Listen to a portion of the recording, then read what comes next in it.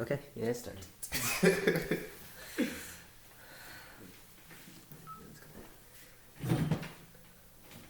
What's up, everybody, and welcome to the Foutaises Show. I'm your host, Brandon Daniel, aka the Info Soldier. To my far right, we have the blazing sensation, Aladu, aka Puff Puff Pass the Mic, Allister. New York! No, I'm kidding. Toronto. It just matches the pants, you know? Just matches the pants. It looks good. And on my right, we have STLK, the Lion King himself, Simba. Yo, what's good? I want to send a shout out to all my boss bitches, fluffy niggas. Yes, we will definitely get into that. It's been a while since we did one of these. Yeah. We've been busy, summer. Some of us are on vacation, going on different trips here and there, spending time with family and whatnot. So the rest of the summer will continue to be this way. We'll have shows sporadically when we do them. But I think this might be our plan going forward, to do the show every once in a while. Yeah. And but maybe we might focus a little bit more on sports. Because that seems to be our forte. Beefs. Sports and beefs. They're intrinsically connected, right? As we will talk about later today. Yeah. So, how you guys doing? It's been a while. You feeling good? Enjoying the summer so I've far? been busy, working like a donkey. 10 to 10. Shout out to Big Sean. That's Big Sean. That's a song reference. Yeah, pretty much same thing for me still.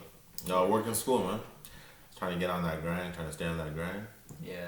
Yeah, understandable. I recently finished, so this whole month has been like sort of a vacation, but also not a vacation. Because I finished, but then my cousin's been here, so I've been spending all my time at my mom's house with him, hanging out with him. So I don't really have time. I haven't really had time to myself really to just be on a vacation, relaxing by myself, doing the things I want to do, just being with him and watching movies and playing 2K. And it's really weird because he's younger. So there's so many movies that he hasn't seen. Okay. Right? Yeah. He hasn't seen the Dark Knight trilogy.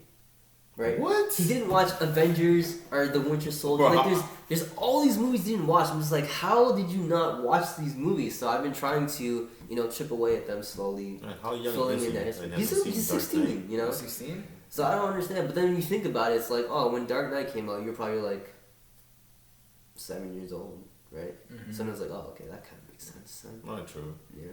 But still, I don't know. But yeah, that's what I've been doing so far. So without further ado, if you don't know how the show works, each and every week, well, not each and every week, we get together and we bring topics of discussion to the table. Each of us bring our own topic. Of course, there's typically 4 of us, but Thien is not here because she's off gallivanting as usual. Yeah. And I guess we should get used to that because this is going to be probably the normal show cast going forward since Thien is going to be moving to Germany in October. Apparently so. So you better get used to the 3 of us. A lot of testosterone here on the Foutaises Show. But no longer that balance or that person to keep us stable. No, this show's gonna be off the rails, out of control. It's gonna be crazy, but it's gonna be fun, and you guys will enjoy it. Can be tamed. So, without further ado, so what's your topic? My topic for you guys is who is the better GM? Alex Anthopoulos of the Toronto Blue Jays or Masai of the Toronto Raptors. And this offseason, both these guys have made drastic moves that had to be made. They were tough calls, but all these fan favorites, but they had to be made whether you liked it or not. Yeah. So I really like the moves Masai did, making the team mainly defensive based because of the coach Dwayne Casey, defensive background. Yeah. But then you got Alex Anthopoulos this week. It's crazy. Just got people you would never think would come play for Toronto. Troy Tulowitzki. Yep. David Price. Yep. David Price. They didn't even mention the other two. Just David Price, man. And then you got Ben Revere. Yeah. Low. Let's say But still, they improved overall. And they sent down Ezekiel Carrera and Danny Valencia. They designated Danny Valencia he's not even a part of the team right now. That's how deep the team is. You know how long I've been waiting for this? Hopefully we make the playoffs. We will make the playoffs. Yeah, we will make the playoffs with David Price. Like, man, if you make it to a wild card, he's pitching, like, for sure, and taking us to the next round. But, I don't know. What are your thoughts? Well, I mean, I think I have a lot to say about this, so I don't know, Simba, if you... No, go ahead. Okay, because, like, I love both of these GMs. They've been making great moves. Masai, of course, is more of, like, an ambassador for Toronto, right? Yeah. He's more like a vocal person. People know who he is. And I do love the moves he's made. He's made some great, like... A lot of people were calling for Dwayne Casey's firing, understandably. But he's like, no, we're not going to do that. Instead, we're going to build a team around his style of play. We're going to make a really strong defensive team and see where we can get with that. And I think that's a really smart move, to support your head coach. The players like your coach. There's chemistry there already. You build a team around that and see what you can actually do. And this is why this is also a smart move, because the Raptors are in this weird pseudo place where they're sort of a contender but not really a contender. Yeah. And so we have a team that can kind of contend, although we're not going to win, let's be honest, right? Okay. But we can make it to the playoffs, right? But what Masai has done is, over the next 2 years, we have 4 first-round picks, right? And so just thinking about that alone, think about, we can get either 4 young players who could turn out to be whatever, maybe some of them, maybe a couple of them all-stars, hopefully, right?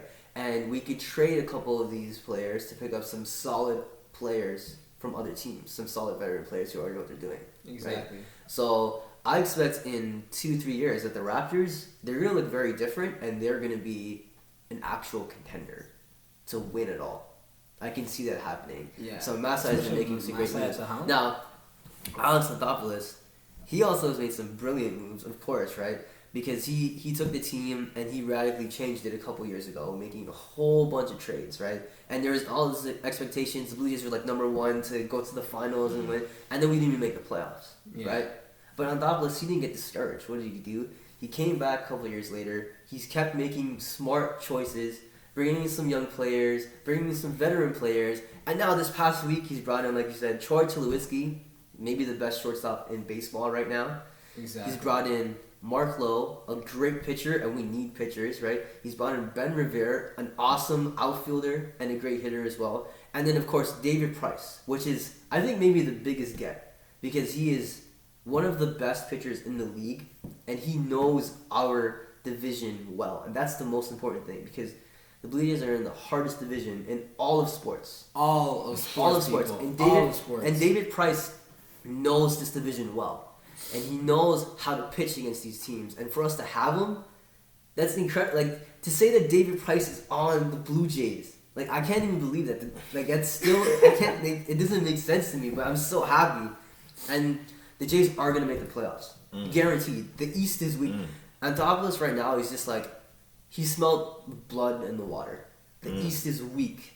And he's like, the Jays are good right now. We have the best hitting team in baseball. Yes. Let's just make our team as best as possible and make a run for it. And that's exactly what we did. And I wouldn't be surprised if the Jays make it as far as even the Eastern, like the ALCS, And that would be awesome, That'd be amazing, man. To get there. And now you're saying, who's the better GM? Yeah, that's the question. It's hard to say that because we haven't really seen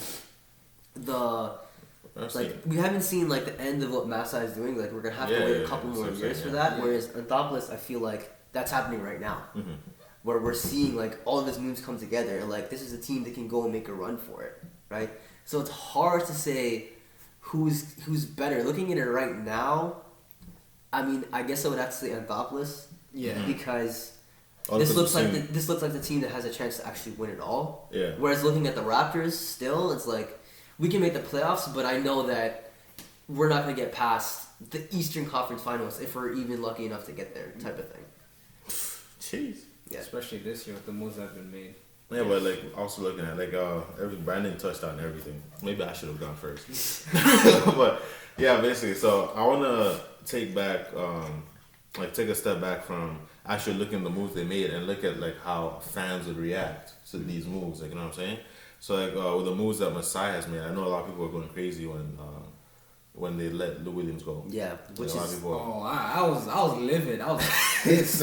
Like a lot of people had like different mixed like feelings towards that, right? But at the end of the day, like looking at both GMs, I would say they're possibly the best GMs that Toronto has had because of the moves that they're making, because they're willing to look forward and play chess, right? Yeah. And make all these moves, like Brandon said, looking ahead with like the round picks and how able to possibly trade those picks for veteran players. Like this is all chess moves that they're probably making that we ourselves as fans are not taking in, are not looking at, but these are things that need to be done for Toronto. Although like sometimes good things and the truth, it gets people pissed, but once you see results, like with the Jays, like you said, things are happening now. Eventually, we're going to see Raptors playing later on, and hopefully we'll get the good results and everybody will be able to jump back on that bandwagon.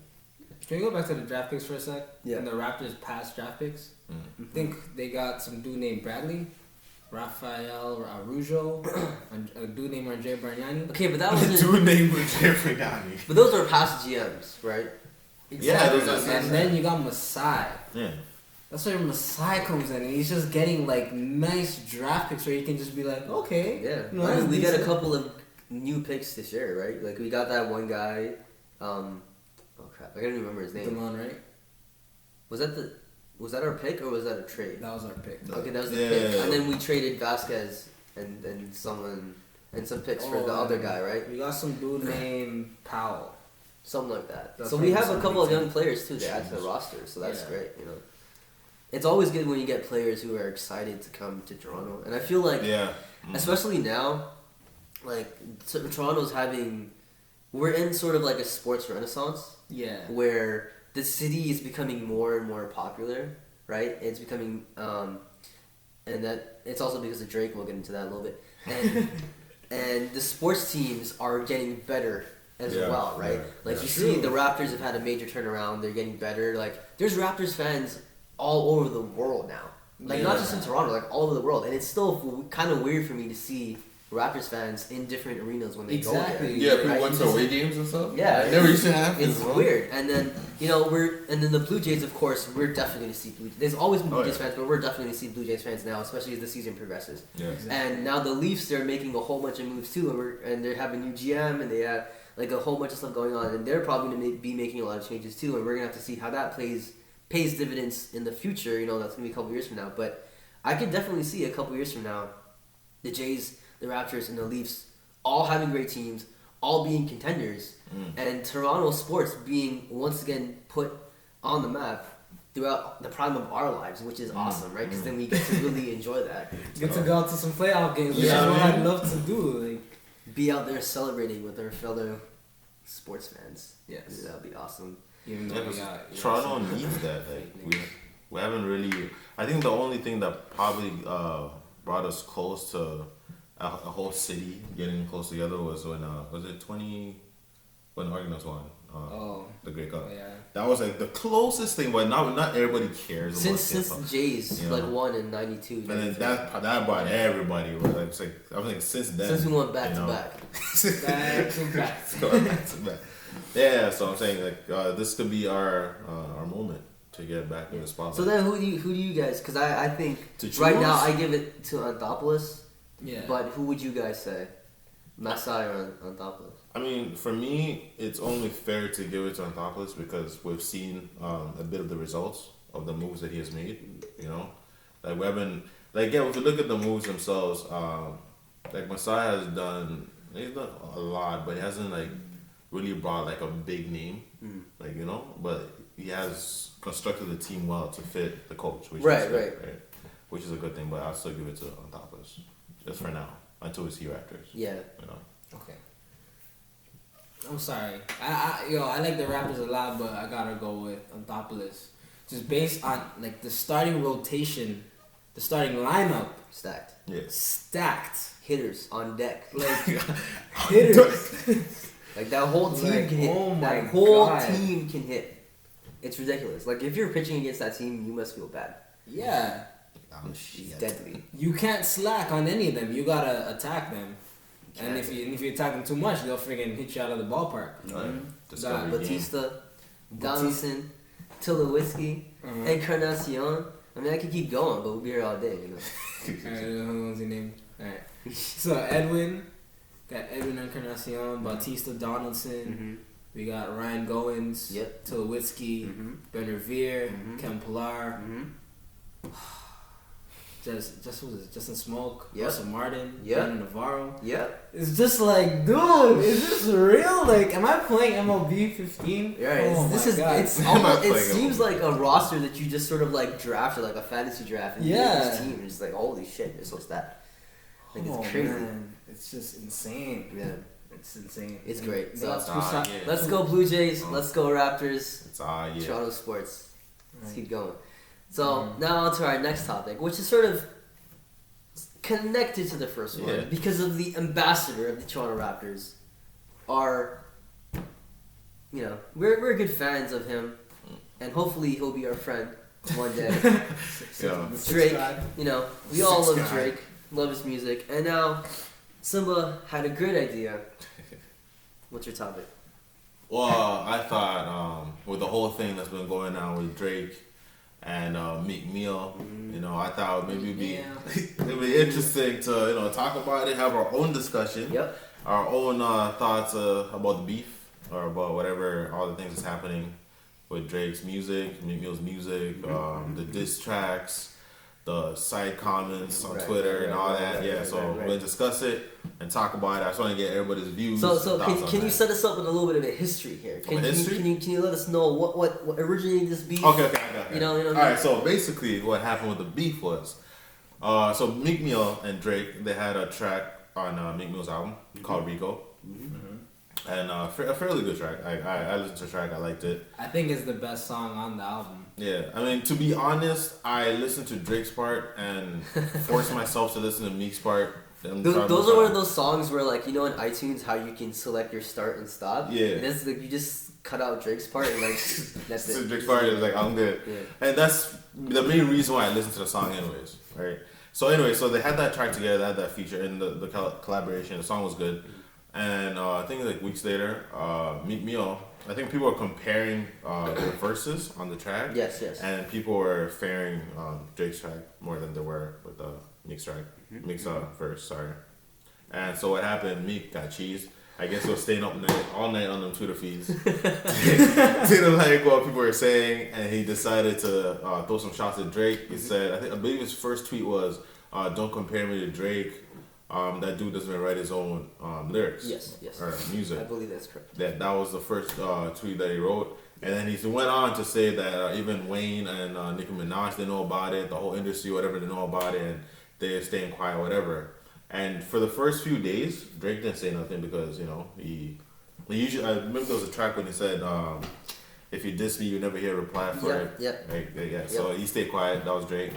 But then I guess he got fed up because Meek kept talking. Because people were siding with Drake through the whole tweet. Like, he was tweeting, and people were fighting Drake's battle. Pretty much. Yeah, like, his fans were fighting. As soon as Meek said, like, everyone was just like, well, I don't know if I want to say everyone, but I think like the vast majority was like on Drake's side, so to speak. Right? It was funny because there was one tweet that I was laughing on Reddit. The guy said Drake has such a strong fan base that his fans are fighting his beef for him, and he just won a Twitter beef without saying anything. Yeah, basically that's how bad it was. So anyways, Drake decided enough was enough. Meek was talking a lot of trash. So Drake released the first song, diss track called Charged Up. That one got mixed reviews. Charged Up. Most people liked it. A few people didn't like it only because they felt the beat was slow and his flow was slow. They felt like if it's a diss track, he should be going hard. Like, not every diss track needs to be ether, by the way. But if you listen to the lyrics, he was stating facts. He was stating facts. But yeah, people thought he should have went with 0 to 100 flow, or like even the worst behavior flow, or like the 6 God flow, things like that, or 5 a.m. in Toronto, like when he just reads bars and bars and bars. Yeah. So like that's what people thought that he should have gone with, but that didn't matter because he waited 4 days, and then Meek didn't say nothing. Meek said, "Oh, he was the track was Baby Lotion Soft," but he felt like Drake wrote that one. So like that's was his comeback. I think it was just like a 15-second reply or whatever on Instagram or Twitter. I didn't get into it. But anyways, Drake 4 days later, this another song, back to back. With the picture of course, the infamous Toronto Blue Jays image of Baby Lotion Soft. This guy used to be a battle rapper, folks. Yeah, I thought it was funny too, because like when Charge Up came out, everybody was saying, sorry, whatever. I said that to one of my friends at work. I was like, this was just a warning shot. Mm-hmm. Watch Drake in a couple days come up with a kill shot. And everyone was saying, bullshit. And there you go, back to back came, headshot, kill shot, buried Meek Mill. Like, buried. The memes were real. Bro, there was one meme where, like, you know those donation websites? Oh. That had Meek Mill's face on it? Like, donate a verse to me. Oh my god. It was real, bro. It set a foundation about donating a verse to me because he getting bodied right now. Like, it was so bad. So Meek, I guess he released a track, Wanna Know. That was a couple of days ago. And yeah, folks, listen for yourself. Because I read the Twitter feeds before I listened to it.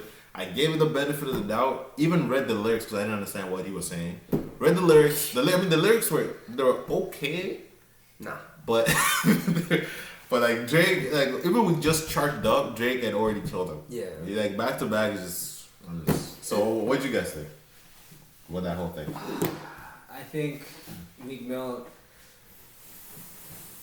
This wasn't the way to promote yourself. Nope. At all. Like, dude, every album you have is about dreams. Why are you talking about dreams all the time? Switch it up, make it different. And then to pick a beef and have your album with the come biggest out, rapper in the world. the biggest rapper with like fans all over the world. You're just known probably in the States, North America, not worldwide. No one's listening to you that much. I have your songs on my damn phone. I want to delete my songs after listening to freaking back to back. And then listening to your response, it's just nah, man. It's so disappointing. I was just like, why? Why are you gonna pick it with Drake? You have Nicki Minaj. You're talking about, I'm with Nicki Minaj and all this. And it's like, why you gotta talk about it? Just enjoy your life. Try to get sales. If he doesn't want to promote your album, don't be salty. Because the same thing happened before with his album before with Dreams and Nightmares or some crap. And he had Wale. Wale didn't want to promote it, and then he wanted to be for Wale. Yeah, I remember that. Remember that? Yeah. And it's just like, come on, man. Like, you don't be salty. You don't gotta do all that. But the funny thing is, like, he started a beef over like ghostwriting, and then like it started a discussion about like how important is ghostwriting, or like it doesn't matter, right? Because one, like, if you look at the writing credits, like it'll show that like there's other people who worked on the song to write the lyrics, right? So I don't think there's anything no one's hiding that, first of all. And then secondly, like there's been ghostwriters in rap like forever. You know what I mean? Yeah. Like Jay-Z, who's one of the biggest rappers in the world, has been using ghostwriters forever in all of his songs, and no one has ever really shed shit about that, right? Exactly. So like I don't really think it matters too much, first of all. And then I think my favorite part of all this is, of course, like you said, the memes. Like, the memes have been absolutely hilarious. There's so many, like, I can't even begin to process. Like, even, like, fast food restaurant Twitter accounts are getting at them, right? And I think my personal favorite is Norm Kelly, you know? Toronto, the city councilor of Toronto. And he tweeted, like, at Meek Mill, after like Meek Mill says whatever, he's like, hey, don't come to Toronto or whatever, right? And like they were like talking to each other on Twitter, and then after Drake released Charged Up, Norm Kelly was like, I'm gonna take a couple of days off Twitter. I need to get like charged up, like hashtags, and then like a couple of days later, after Meek Mill released his like Wanna Know or whatever, Norm Kelly was like, maybe like that's why like maybe you shouldn't be writing your own rhymes or something, like we didn't want to know. And I was like, we didn't want to know. Getting murdered by the Toronto City Councilor. Like the whole, like Drake's got the city on lock. Yeah, man. That's slaughtered. It's funny though, like with the whole beef, it's been hilarious to me, to be honest. And going back with ghostwriting, Lupe Fiasco, I think he wrote a letter about it. And I like what he said when he mentioned that, like, you know, sometimes you'll be in a studio writing a song and you got like a lot of people around you, other artists in the same studio, and what's always been around rap is like you might like write a line or write a bar, and somebody else might think of a better way to adjust that bar, or a better line that fits on a certain song. And borrowing lines and borrowing bars has always been in rap, right? It's always been part of rap. So I like that's probably what does happen, like you know, and that's could be called ghostwriting, you know. And but as long as you give credits to that person, on your album, right, then I guess it's okay. But you can't like you know take someone's words and then not mention them. Yeah, exactly. You know? That's a problem if you're not giving people credit. But like look at like Kanye West's All Day, like that track he released earlier this year. Yeah. Like he had like I don't know like 12 writing credits on there from a whole bunch of different people. I mean they asked him like why do you have all these people? And he's like, well, they all contributed. They didn't really write, but we were all in the room together, like making this song, and then they would suggest certain things, you know. Yeah. So that's the sort of creative process you're talking about. Yeah. So you should come up with a rap song, and there's not like that's how majority of songs are made, like not even rap songs in general, right? Yeah. So it's like, I don't. You're picking the wrong fight, you know? Bro. Like, you know what I mean? You're starting to cause, and like really, if you're not that like.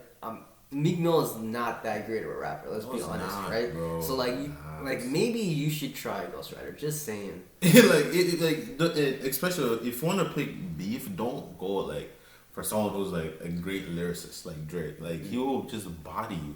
Like it was 4 days. He released 2 tracks in 4 days. Yeah. It took him 5 to release a shit song. Yeah. 5 days for one song, and Drake released 2 to body him. That's what I'm saying. Like. This guy, like, dude, don't want to pick a fight with Drake. Like, this guy warns people, just don't do it. And then, don't do it. Like, you know what I mean? So, but I think it'll be a more interesting beef if it was Nicki Minaj versus Drake. That's for sure. Nicki Minaj should be writing this guy's raps. Yeah, right? I saw a meme about that. Like, you have a better rapper with you. Ask her for help because, like, your own bars are not happening.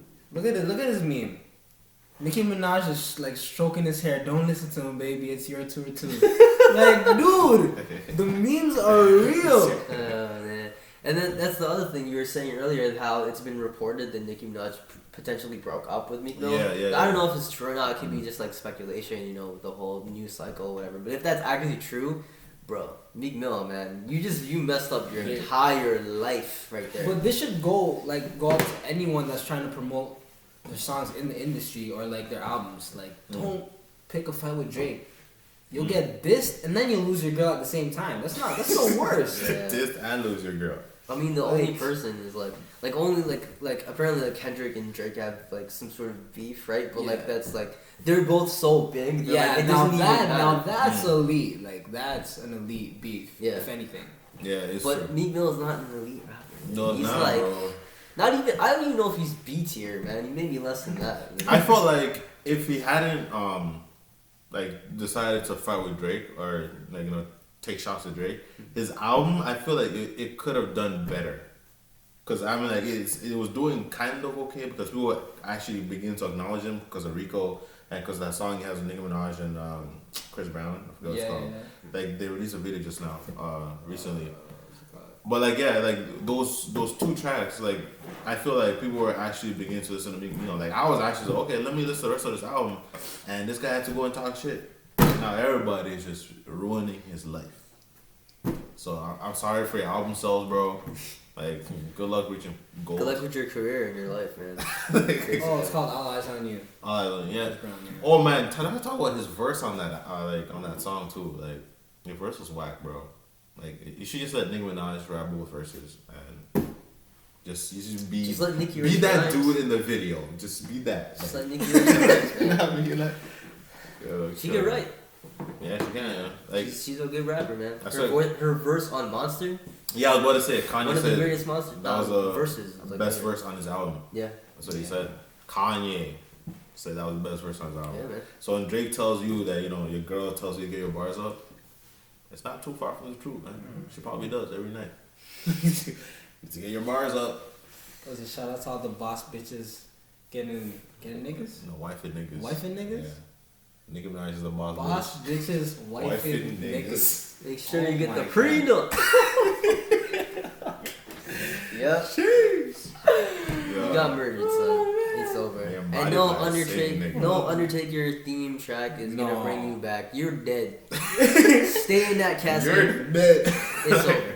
Oh man, that's funny, dog. All right, now my topic. It's a bit of a shift from what we've been discussing already. My topic has to do with, it's sort of topical. It's favorite summer memories, right? Not just this summer, any memories that you create this summer, but also just in your life in general, things that you've done over the summer that you just really have stuck with you and resonated with you. That you always remember and can remember why that memory made that like a good summer or whatever. Things like that.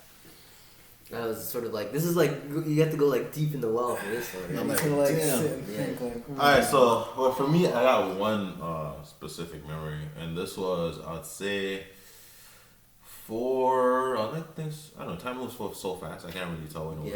But like, I think it was like 4 years ago, and my cousins went to a cottage, and this was my first time ever fishing. Cause I had never fished. Sure. Yeah, like I've always gone to stores to fishing around.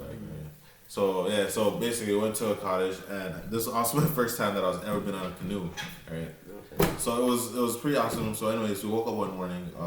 It was me and my aunt, and then out of like her family and myself, we were like the most adventurous ones. Sure. Like we wanted to try all the different things. Like we wanted to go fishing, we wanted to go canoe, but like my uncle scared of water, afraid of water. Like I know he takes showers, but like this man, like he's afraid of water. He would not even go into like soak his feet. Like it was not happening. He was that scared. So he would stay on land or shore, whatever. So my aunt was like, "You know what? Let's go on a canoe. Let's ride the canoe."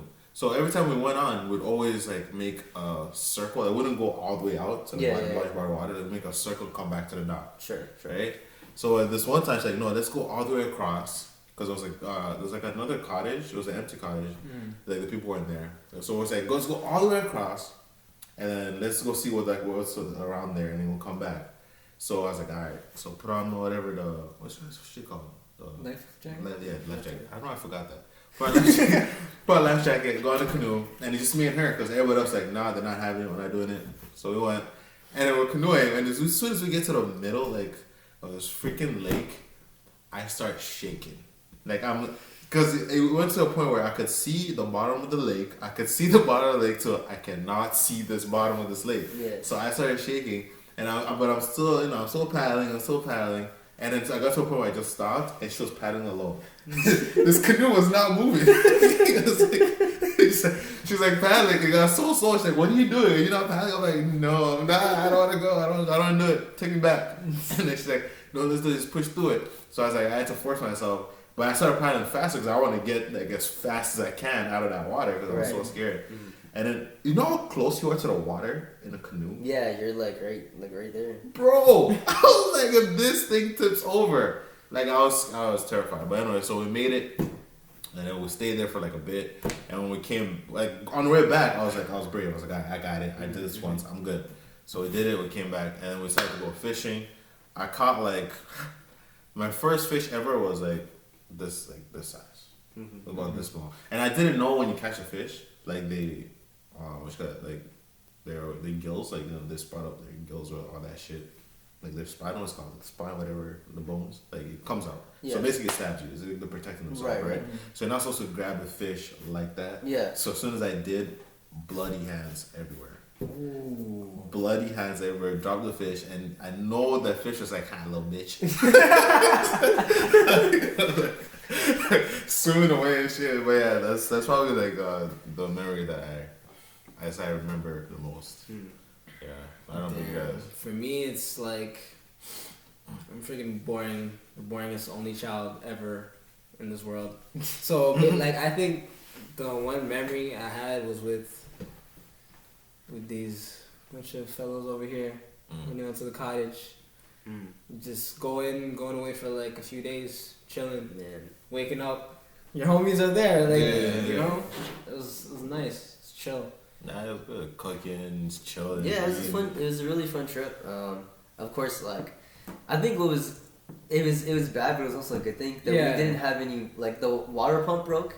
Yeah. Oh so we didn't gosh. have any running water in the house. We had like electricity, thankfully, right? Yeah. And the first day, like me, Simba, and then my cousin Aaron, we tried to fix the water pump, and like we couldn't. We were there for hours trying to fix it the whole day. We used the whole day basically trying to fix the water pump. So that was like we didn't get to relax that day, which kind of sucked. Yeah. And like I got like mauled by mosquitoes. Like it was so bad. Worst Like, when I came home, it like you guys can tell. Like it looked like I had like chicken pox. Like all over. Yo, my it was neck. crazy. Like I had to go to the doctor, and they gave me like the special cream to put on it, and I had to like live on Benadryl for a week.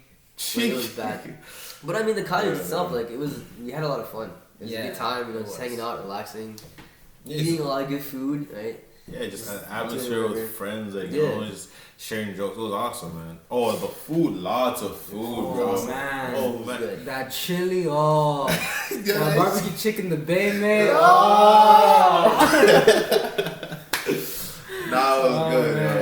That was a really good trip. That was like this. I think it's gonna be my best memory of this summer. I would say. Yeah. So far, like, it was awesome, man. Just to be around friends and like being open with everybody. Like, you know what I mean? Like, there wasn't any awkward moment where you're too shy to say anything or to do anything. It was just open. Well, we couldn't really have that either because like since we had no running water, there was like the running joke throughout about who like all of us having to go take a shit all the time. Yeah. About like the toilet not flushing, like having to get water to flush the toilet, like all this shit.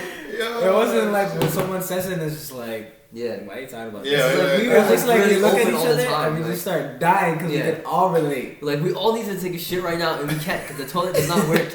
And we had to go into town and I went into the went into I was the only one who went into the Chinese restaurant and I took a shit. Because I had to. I what else to do? Right? And then none of these other guys did. And then we just walked out of the Chinese restaurant. But you know what's so bad about that? Because when you're taking a shit, we had to pretend that we're going to buy food.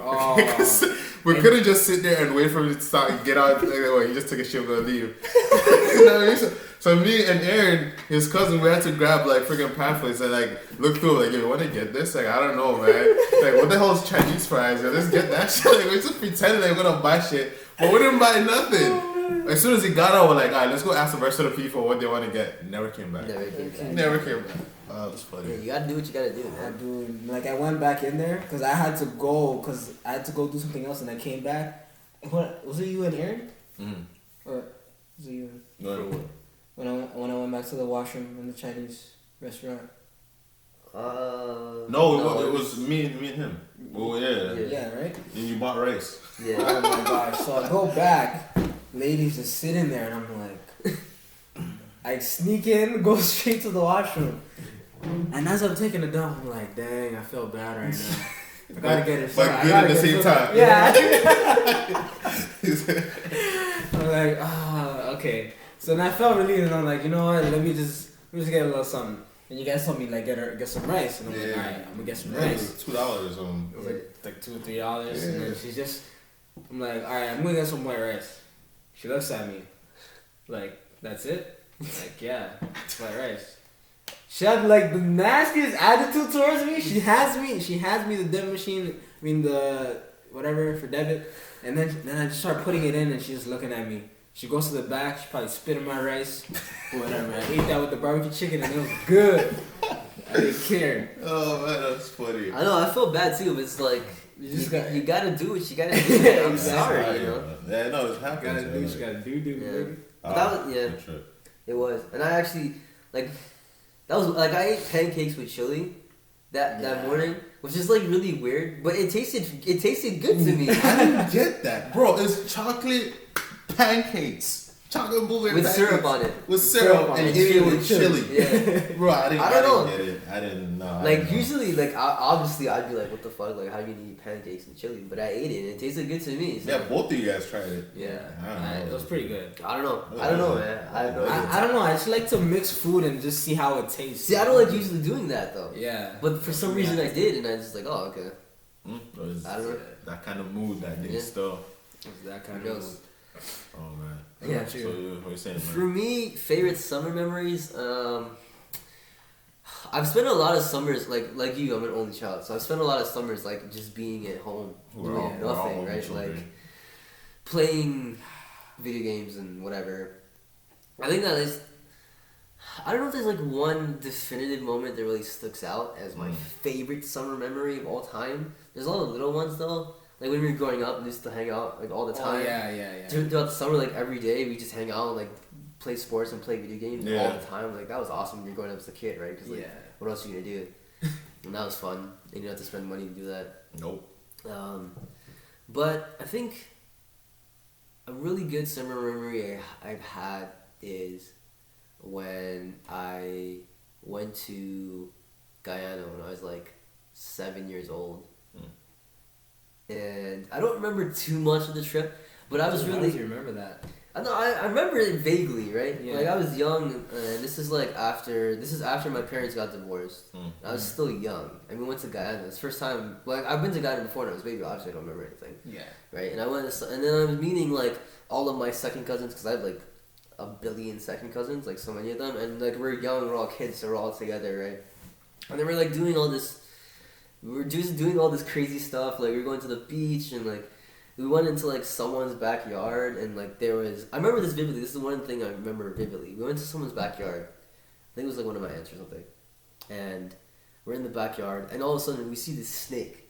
And the snake just it gets up like that. And it just like hisses at us. Alright. Right? And then we're just like and then we just ran out. Yeah. And that's something I always remember. Like I don't remember like which cousins were with me at that time, but yeah. That's bro, one thing I a remember. snake? Bro, I'm terrified of snakes. Didn't we see a snake when we were walking through the woods? Like the cottage? Yeah. Y'all see the snake? Yeah. Was I there? Yeah. Bro, no way. Nobody told me there was a snake. No way.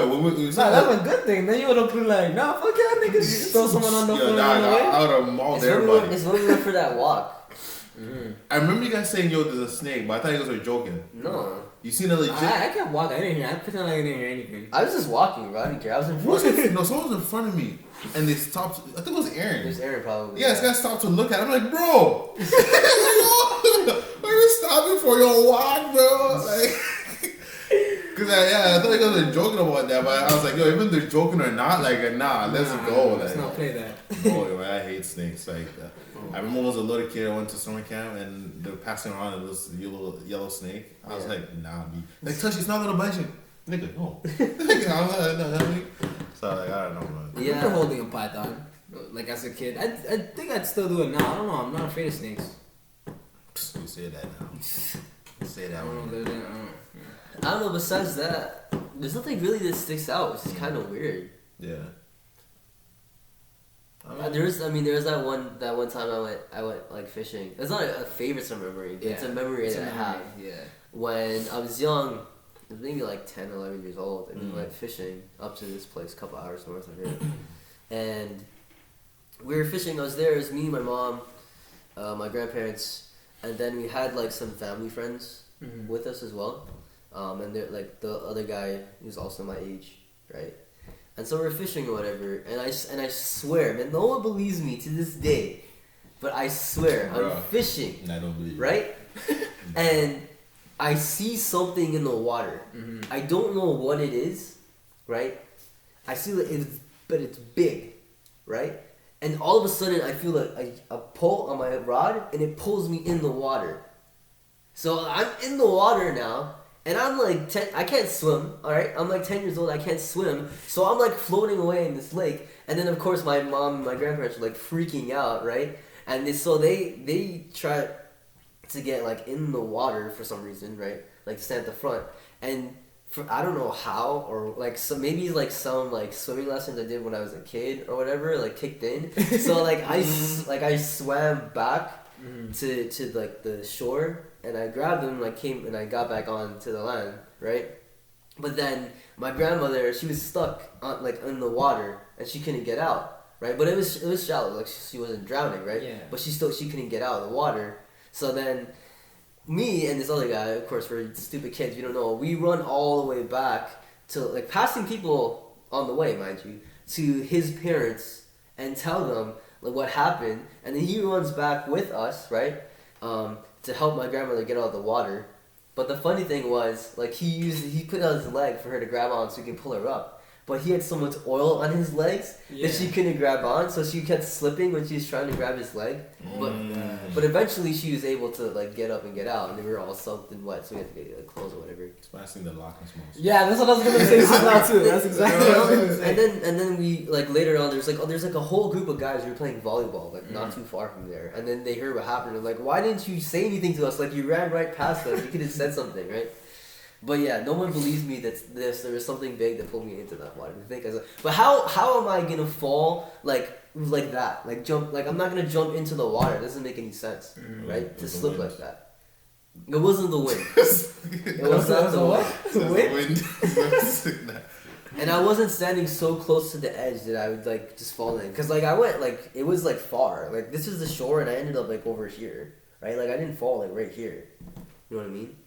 Something pulled me in. A fish. Something pulled. I don't know what it was, but something pulled me in. It's a really big fish, man. I don't know, man. When I hear a story like that, like it makes me remember one summer before I came to Canada, actually, because I'm African, born in Zimbabwe. When I was 7, I went on a trip with my mom, her friend, and her kids. Went to a place called Lake Kariba.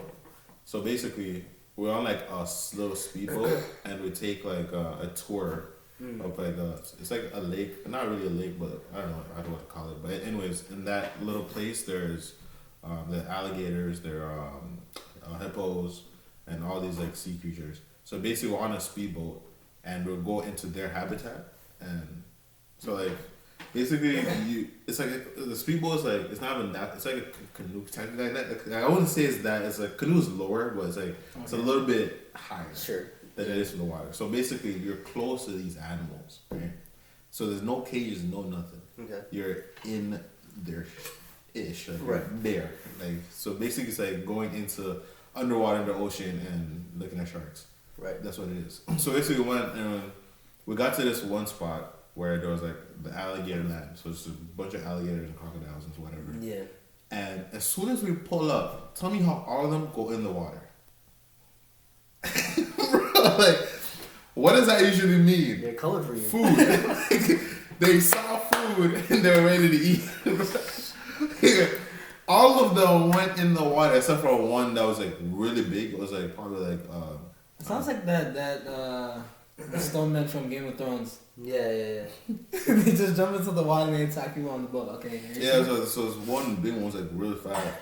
Probably like to me it was like the biggest thing I ever seen. I don't know how big it was exactly. I didn't ask, but it was huge. It was a state, but all of them went in the water.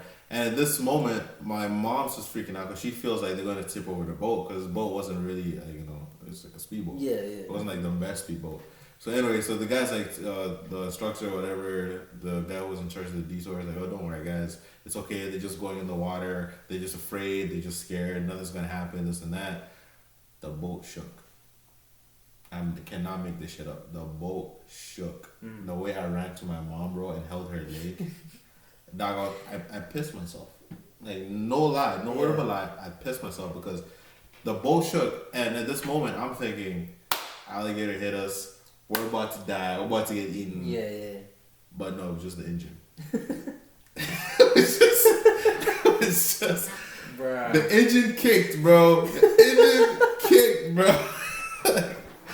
The guy was like, no worry guys, I'll fix it, engine's good. And then we just kept going and went to the place with the hippos. Oh man, it was just the worst.